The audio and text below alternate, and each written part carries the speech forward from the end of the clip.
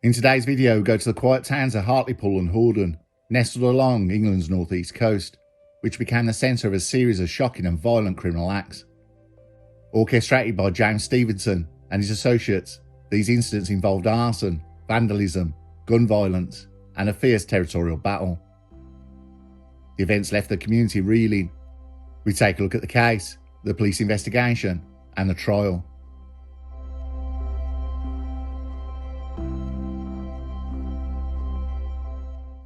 Hartlepool and Hordern have long struggled with the scourge of dealers and dealer-related crime. Economic decline in the region created fertile grounds for organised criminal groups to thrive, exploiting vulnerable populations and fueling a cycle of addiction and violence. James Stevenson emerged as a key figure in this shadowy underworld, building a network of associates and solidifying his influence over Class A markets. Stevenson's rise to power was marked by a combination of strategic alliances and ruthless tactics. According to police information reports, his gang operated with a singular focus, one aim: to dominate the region's lucrative dealing trade. However, this ambition inevitably brought them into conflict with rival factions. In January 2024, the towns of Hartlepool and Hordern in northeast England were subjected to a series of violent incidents orchestrated by James Stevenson and his associates.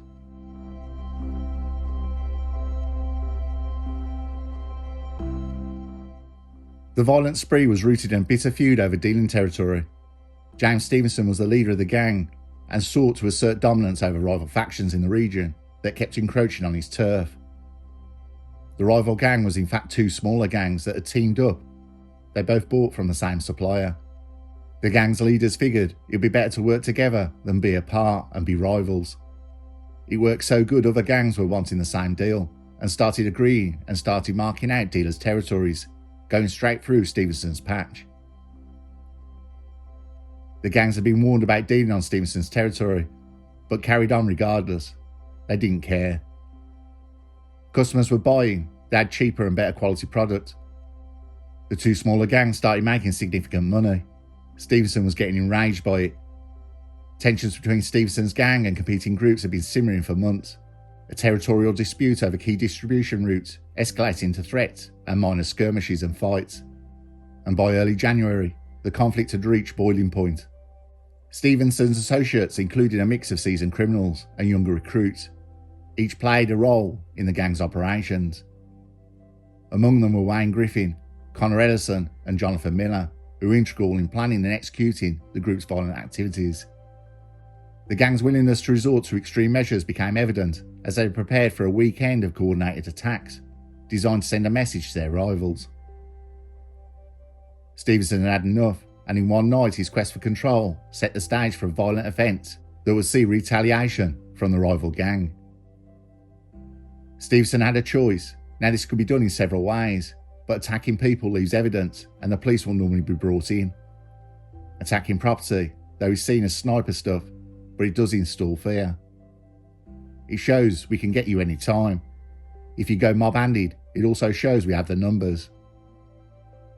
The dealers' victims were very unlikely to go to the police because it shines a light on their operation.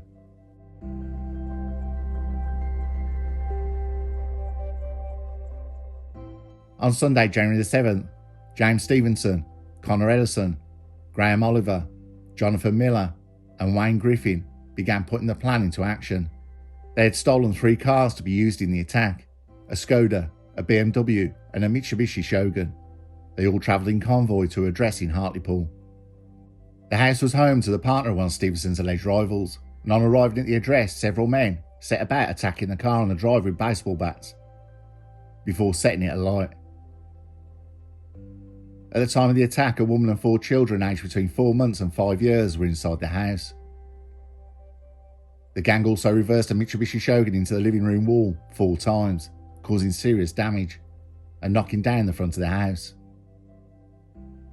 leaving the family exposed to the fire outside in the car. Inside the house was the mother of her 4 children. The man they were after was not there. The woman was terrified. The flames from the burning car were getting closer to the house. The woman and the 4 children were left distressed but unharmed. The gang got into the cars and drove away, The Mitsubishi was dumped and set alight. The other 2 cars were dumped, but were not torched. The brazen act of violence had left the family traumatised and the community outraged.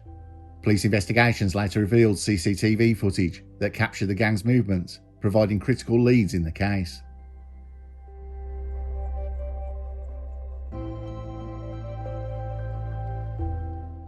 The rival faction, the 2 gangs who teamed up, went about getting revenge the following day. Tensions escalated as the group attempted to raid a house connected to Graham Oliver in Hordern. Oliver phoned the police that men, armed with weapons including guns, acid and knives, were smashing up his house and trying to get in. The gang fled after police sirens were heard in the distance. Whilst officers were making inquiries at the house, Oliver contacted Stevenson to tell him what had happened. Stevenson then gathered the other members of the group, and together they armed themselves and waited at an address in 7th Street, Hordern. It was then that Frame became involved in the conspiracy by taking Stevenson to collect another Shogun vehicle, which was used later. James Stevenson owned a talent salon and a vape shop on a nearby 5th Street, which would later be targeted. Stevenson with his gang in another Mitsubishi Shogun was waiting outside another address, thinking another member of his gang was going to be attacked. But late that evening, a stolen Ford Transit van used by the rival gang was used to ram into 2 businesses owned by Stevenson, Amara's Golden Glow Talent Salon and It's All About the Magic vape shop, both located on 5th Street. Stevenson was later captured on CCTV, along with other members of his gang pulling up and seeing the transit van. During the chaos, one of Stevenson's associates fired a 9mm handgun at the van, approximately 10 times. The shot was still being rammed when the defendant shot directly at the van. The occupants of the van drove straight towards the Shogun. They continued to fire directly at the van at close range. The use of firearms marked a dangerous escalation, underscoring the gang's readiness to use lethal force. Witnesses described the terrifying sounds of gunshots echoing through the street, heightening fears among residents.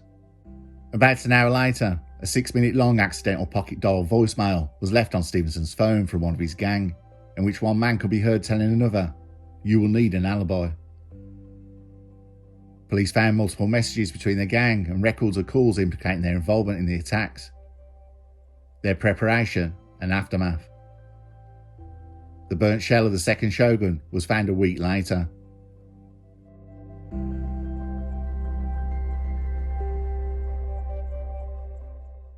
In the aftermath of the attacks, law enforcement launched Operation Coastal, an extensive investigation.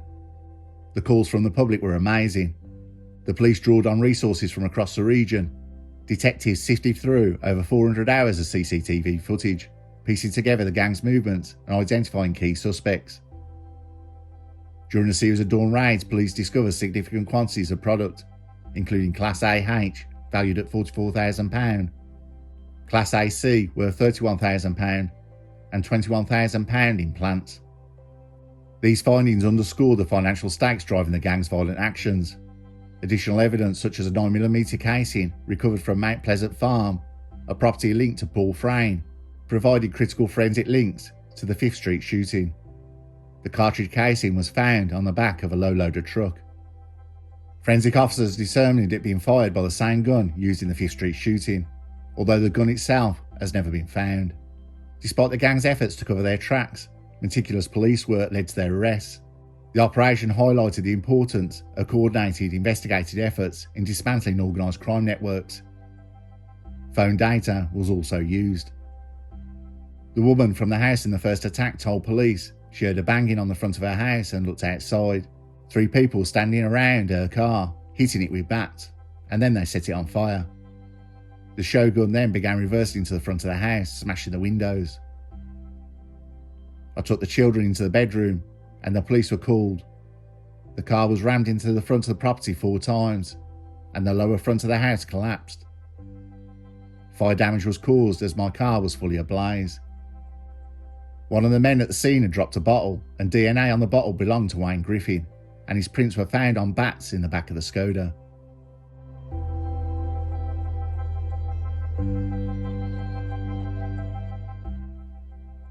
The individuals involved were charged and subsequently sentenced at Durham Crown Court. The prosecution presented a comprehensive case detailing the gang's activities and the evidence against them. Charges including conspiracy to cause grievous bodily harm with intent, possession of a prohibited firearm, arson, and dealing-related offences.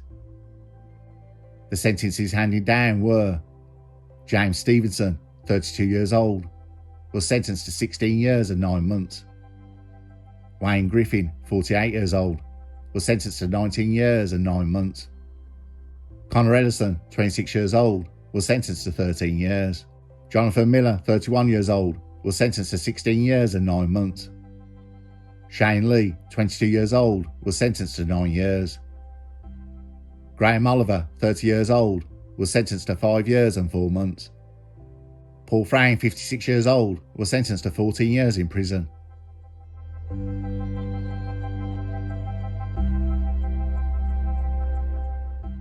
Detective Superintendent Andy Reynolds, Senior Investigating Officer for Operation Coastal at Durham Constabulary, said incidents like this are very rare in County Durham and Darlington. Hope this investigation sends out a clear message to criminals that we will not tolerate such extreme violence on our street. Durham Constabulary quickly mobilised a significant level of resources to investigate this offence and bring the offenders to justice. Given the nature of the crimes they commit, members of organised crime gangs will do what they can to avoid facing punishment.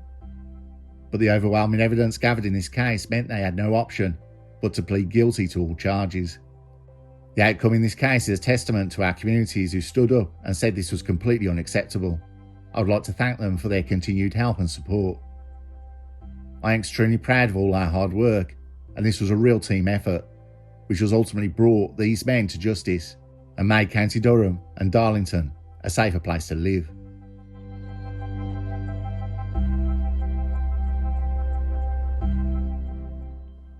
The violent spree orchestrated by James Stevenson and his associates in January 2024 was a stark reminder of the devastating impact of organised crime. Through coordinated attacks, the gang sought to assert dominance over Hartlepool and Hordern, leaving destruction and fear in their wake. However, the communities are sick of it. The calls to police were massive, and the determination to seek justice ultimately prevailed. You may well ask what happened to the men in the transit van, the rival gang. So far there have been no arrests, but the case is still open, and I'll let you know if anything happens. So what to make of it? Is the tide starting to turn? I think it serves as both a cautionary tale and a call to action, addressing the root causes of organised crime and rebuilding stronger community ties that have been lost in community policing. These are essential steps in preventing such tragedies in the future.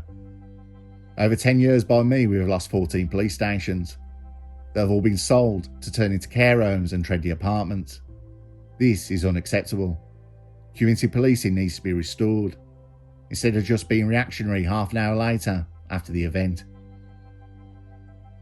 Remember when your house got burgled, the police used to come out, actually tell you the weak spots needed to make your house better protected. Now they hand out crime numbers like it's confetti. And police coming out to your house now? Yeah, you wish. As Hartlepool and Hordern communities came out to fight this, I believe there is still strength in communities that police need to harness. Not everyone wants their neighbourhood to be like Grand Theft Auto 5.